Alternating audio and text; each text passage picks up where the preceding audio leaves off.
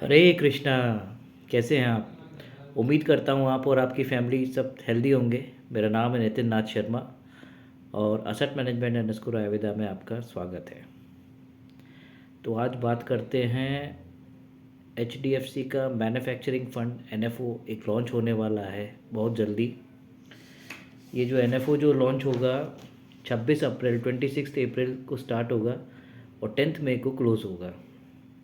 आत्मनिर्भर Bharat rising manufacturing power house HDFC manufacturing fund. अभी आपने रिसेंट में देखा, इससे पहले भी मैन्युफैक्चरिंग फ़ंड के NFOs आए थे। एक्सिस ने लॉन्च किया था, एक्सिस मैन्युफैक्चरिंग फ़ंड आया था दिसंबर में, और कैनरा रोबेको का भी रिसेंटली मार्च में आया था। और मैन्युफैक्चरिंग फ़ंड पहले भी हैं, कोटक के पास भी है, आप देखोगे ICICI के पास भी है, इनफैक्ट बिरला के पास भी था काफ़ी पहले का। तो ऐसा क्या हुआ कि अचानक सारे फंड हाउसेस मैन्युफैक्चरिंग फंड्स ला रहे हैं? अभी रिसेंटली क्वांट का भी आया था। एक्चुअली मैन्युफैक्चरिंग जो है इसके अंदर गवर्नमेंट PLI स्कीम दे रही है, गवर्नमेंट प्रोडक्शन लिंक्ड इंसेंटिव। मतलब आप जितना उत्पादन ज़्यादा करोगे, कुछ सेक्टर्स को दे रखे हैं, तो उसमें इंसेंटिव भी मिलेगा आपको। आप प्रोडक्शन करोगे उसका प्राइस तो मिलेगा ही, प्लस आप जो कर रहे हो उसने पीरियड के अंदर, तो उसके अंदर आपको इंसेंटिव भी मिलेगा। फॉर एग्ज़ाम्पल आप ऑटो सेक्टर को आप देख लीजिए, मोबाइल सेक्टर को देख लीजिए। एप्पल की जो कंपनी है, सबसे ज़्यादा इंसेंटिव उसी ने लिया है, ठीक है ना। ऑटो सेक्टर्स को भी मिला है, इधर फार्मा को भी मिला। तो PLI स्कीम गवर्नमेंट दे रही है। और मैन्युफैक्चरिंग आप देखोगे कंसिस्टेंट बढ़ता ही जा रहा है। आप देखोगे जो इंडस्ट्री है, कैपिटल गुड हो, चाहे ऑयल एंड गैस कंज्यूमर हो, ऑटोमोबाइल हुआ, हेल्थ केयर प्रोडक्ट हुआ, consumer durable, metal and mining, chemical, construction material, textile, तो ये सारी मैन्युफैक्चरिंग इंडस्ट्रीज़ हैं। तो मैन्युफैक्चरिंग फ़ंड एक डाइवर्सिफाइड फंड है, देखा जाए तो किसी एक सेक्टर में पैसा नहीं लग रहा आपका, अलग अलग सेक्टर्स में आपका पैसा लगेगा। तो बात करते हैं इसकी कि इतना क्यों करते हैं आत्मनिर्भर भारत के लिए, क्योंकि अब देखिए GDP हमारी कंसिस्टेंट बढ़ रही है। ऑल ओवर वर्ल्ड में देखें तो GDP के नंबर्स हमारे कंसिस्टेंट ग्रो कर रही है, और मुझे लगता है कि 7% का नंबर आना चाहिए, जिस हिसाब से हमारी इंडिया ग्रो कर रही है, ठीक है ना। बाकी आप देखें अदर कंट्रीज़ की बात करें, इमर्जिंग इकनॉमीज़ जो थाईलैंड है, चाइना है, इंडोनेशिया, वियतनाम, तो वहाँ की जो GDP है अभी उतनी तेज़ी से परफॉर्म नहीं कर रही है जितना इंडिया तेज़ी से कर रही है। तो आने वाले टाइम में आपको दिखेंगे नंबर्स। और अभी आपने PMI नंबर्स भी देखे होंगे, तो वो भी 56 पार कर गया। तो इसका मतलब मैन्युफैक्चरिंग की डिमांड है, ठीक है ना। तो GDP का हो गया एक। तो डेमोग्राफिक डिविडेंड, भाई डेमोग्राफिक डिविडेंड का मतलब क्या होता है कि अगर आप देखोगे कि हर बंदा काम करे, खर्चा करे, नौकरी करे। आप देखोगे अब पहले के टाइम में एक आदमी कमाता था और बाकी उसके फैमिली वाले उस पर डिपेंड रहते थे, मतलब अर्निंग पीपल एक था। आज के टाइम में आप जब हाई सोसाइटीज़ में आप जाओगे या मेट्रो सिटीज़ में जाओगे, तो फादर भी काम कर रहे हैं, मदर भी अर्निंग कर रही है, बच्चे भी काम कर रहे हैं। ओवरऑल देखें ज़्यादातर सारी फैमिली में सारे जो लोग ज़्यादातर वर्किंग में हैं, तो कमा रहे हैं, खर्चा कर रहे हैं, तो इसीलिए डिमांड बढ़ रही है। तो ये डेमोग्राफिक डिविडेंड का भी फ़ायदा मिला है, जो चाइना में कम होता जा रहा है, क्योंकि वहाँ पे लोग यंग नहीं है, ठीक है ना। हमारी इंडिया की पॉपुलेशन यंग पॉपुलेशन है। तो जैसे जैसे लोग बढ़ेंगे, पॉपुलेशन बढ़ेगी और लोग बाग आत्मनिर्भर होंगे, तो वो खर्चा करेंगे ही करेंगे, प्रोडक्ट्स बाय करेंगे, ठीक है ना। तो ये तो हो गया। एक्सपोर्ट बढ़ रहा है, एक्सपोर्ट आप देखो कंसिस्टेंट बढ़ रहा है। जब मैन्युफैक्चरिंग होगी तो ऑल ओवर वर्ल्ड में भी डिमांड होगी। एक्सपोर्ट आपने देखा, डिफेंस सेक्टर आप देख लीजिए, सबसे major example. Last year HDFC का डिफेंस फंड आया था जून में, और अभी एक साल पूरा नहीं हुआ, जून में होगा। 10 रुपीज़ की NAV पर आया था, आज 17.78 चल रही है। 10 रुपये की NAV 17.78, मतलब रिटर्न कितना हो गया। HDFC ने जो फंड जो लॉन्च करे हैं पिछले एक साल में, मैं आपको बता देता हूँ उसने कौन कौन से NFO लॉन्च किए। HDFC डिफेंस फंड ने जो लॉन्च हुआ था वो 2 जून 2023 को लॉन्च हुआ था। आज 17.78 NAV है, 10 रुपये की है। जब से स्कीम लॉन्च हुई तब से एनुलाइज रिटर्न 93.22, कितना 93.22, और एब्सोल्यूट रिटर्न देखें तो 78.80। मतलब अगर किसी ने 1 करोड़ रुपया लगाया था तो आज उसके कितने करोड़ हो गए, 1 करोड़ 78 लाख, 1.78। और अभी 10 महीने हुए हैं, अभी 2 महीने और बाकी हैं, 1 साल पूरा होने में। ये जून में आया था लास्ट ईयर। फिर उसके बाद HDFC ने का फंड आया नॉन साइकिल कंज्यूमर फंड, वो 12 जुलाई 2023 को आया था। उसकी एन वही 10 रुपये की, आज देखें तो 12.3 है।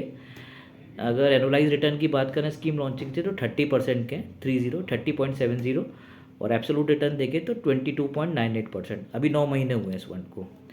फिर transportation and logistic fund launch हुआ 17 अगस्त 2023 को। उसकी एन आज 13.54 है। 19 अप्रैल मतलब कल की डेट की बात करें तो एन आज 13.54 है, जिसमें NFO से जब लॉन्च हुआ तब से एनुलाइज रिटर्न 56.84 है, 56% के, और एब्सोल्यूट रिटर्न देखें तो 35.43, 35% के। अभी 8 महीने हुए हैं। फिर HDFC ने टेक्नोलॉजी फंड लॉन्च किया 8 सितंबर 2023, 8 सितंबर 23, पिछले साल। उसकी एन अभी 11.1 है। अगर CAGR एनुलाइज रिटर्न्स की बात करें तो 18.52% है, और एब्सोल्यूट रिटर्न 10.99 है। अभी 7 महीने हुए हैं। फिर HDFC ने फार्मा फंड लॉन्च किया 4 अक्टूबर 2023 को। इसकी एन आज 12.23 है, 45% के एनुलाइज रिटर्न है और 22% के एब्सोल्यूट रिटर्न। अभी 6 महीने हुए हैं। और अब ये लॉन्च करने जा रहे हैं HDFC मैन्युफैक्चरिंग फंड। HDFC का मैन्युफैक्चरिंग फंड ये लॉन्च कर रहे हैं, तो इसमें भी ये बोल रहे हैं कि आने वाले टाइम में अच्छा ग्रो करेगा। और मैन्युफैक्चरिंग फंड अभी रिसेंटली जो हुआ था, आप देखें तो एक्सिस का मैन्युफैक्चरिंग लॉन्च हुआ था 21 दिसंबर 2023 को। अभी दिसंबर में हुआ था, तो ये 17% के रिटर्न दे रहा है। ICICI के पास भी ये मैन्युफैक्चरिंग फंड, वो 18 का फंड है, 11 अक्टूबर 2018 को लॉन्च हुआ था। उसमें जो रिटर्न है पिछले 1 साल के रिटर्न देंगे तो 63% के हैं, लास्ट 2 ईयर के 32% के, लास्ट 3 ईयर 31%, लास्ट 5 ईयर 23%, और जब से स्कीम लॉन्च हुई है तब से 22.45% एनुअलाइज रिटर्न दे रहा है 2018 से। कोटक मैन्युफैक्चरिंग एक इंडिया फंड है, ये 22 फरवरी 2022 को लॉन्च हुआ था। इसके लास्ट 1 ईयर के रिटर्न देंगे तो 45% के हैं, लास्ट 2 ईयर 24% के, जब से स्कीम लॉन्च हुई है तो 24.74% के। कैनरा रोबेको भी मार्च में ही लॉन्च हुआ है, तो अभी इसकी एन आप देखोगे तो 10.38 है, और एक्सिस वाले की 11.75 है। दिसंबर में लॉन्च हुआ था 10 रुपये पर, 11.75 आज की डेट में। अभी क्वांट ने भी लॉन्च की है, 14 अगस्त 2023 को लॉन्च किया था, उसकी एन 14.43 है। तो ओवरऑल रिटर्न देखें तो कंसिस्टेंट मैन्युफैक्चरिंग सेक्टर में ग्रोथ है और रिटर्न जनरेट भी हो रहे हैं। तो आप इसको ले सकते हैं एज NFO को, HDFC मैन्युफैक्चरिंग फंड को अपने पोर्टफोलियो में ऐड कर सकते हैं, क्योंकि देखा जाए तो ये डाइवर्सिफाइड फंड है। एवरी मार्केट साइकिल में आप देखोगे केमिकल इंडस्ट्री है इसके अंदर, pharma, industrial machinery, electrical and electronics, automotive और टेक्सटाइल। तो ये सारे सेक्टर अलग अलग हैं, डाइवर्सिफाइड हैं और ग्रोइंग सेक्टर हैं। आने वाले टाइम में ये ग्रो करेंगे ही करेंगे। और मैंने आपको बता ही रखा कि 90 डेज तक फंड मैनेजर कैश होल्ड करते हैं, तुरंत पैसा आपका इक्विटी में डिप्लॉय नहीं करते। तो इधर आपका ये जो इलेक्शन का जो सीज़न है और ये वॉर जो चल रही है, सारी इसमें कवर भी हो जाएंगी। कल को अगर कोई न्यूक्लियर वॉर होती है और मार्केट में कोई मेजर करेक्शन होता है तो वो भी इसके अंदर आ जाएगा। तो आपको डरने की ज़रूरत नहीं है।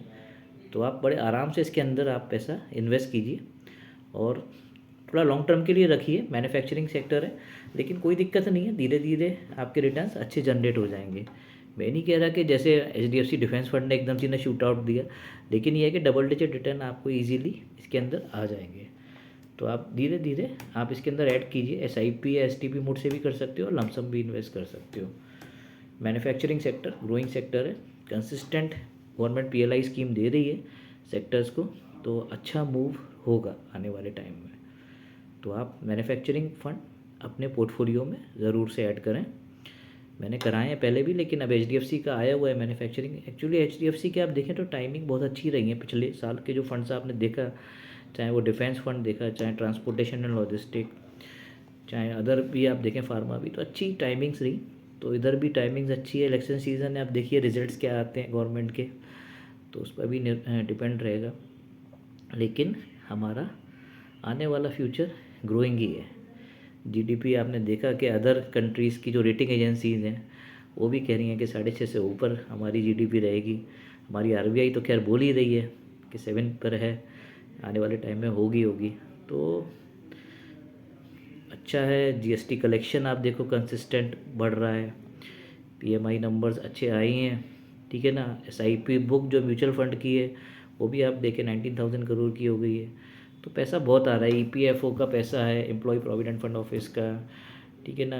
पीएफ का भी पैसा इसके अंदर धीरे धीरे ऐड हो जाएगा। एशियन मार्केट्स का पैसा है। और अभी एफआईआई ने पैसा डालना नहीं किया है, स्टार्ट नहीं किया है, लेकिन जब ये इलेक्शन के रिजल्ट्स आ जाएंगे, जब नंबर्स आ जाएंगे टीवी पर कि हाँ जो भी गवर्नमेंट अगर आती है, जब तक वो नंबर्स नहीं आते टीवी पे, जब तक फाइनल, तब तक एफआईआई पैसा नहीं डालेंगे, इक्विटी में स्पेशली।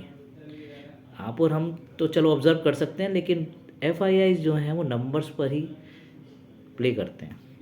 तो जब तक नंबर्स नहीं आएंगे तब तक एफआईआई अपना पैसा इक्विटी में ले देंगे। और जब एफआईआई का पैसा इक्विटी में आएगा तो इंडियन मार्केट और तेज़ी से मूव करेगा। ये मार्केट आज की डेट में तो वहाँ खड़ा है जब इनका पैसा नहीं आ रहा, तो इतना मार्केट इतना हाई हो गया है। तो अच्छा है, लॉन्ग टर्म स्टोरी अच्छी है इंडियन इकोनॉमी की। तो आप अपना ट्रस्ट बनाए रखें और धीरे धीरे करके एसआईपी से या एसटीपी मोड से या जो एनएफओज आते हैं उसके थ्रू आप इन्वेस्ट करें। Okay, thank you for watching this video. Bye bye, take care, have a great day.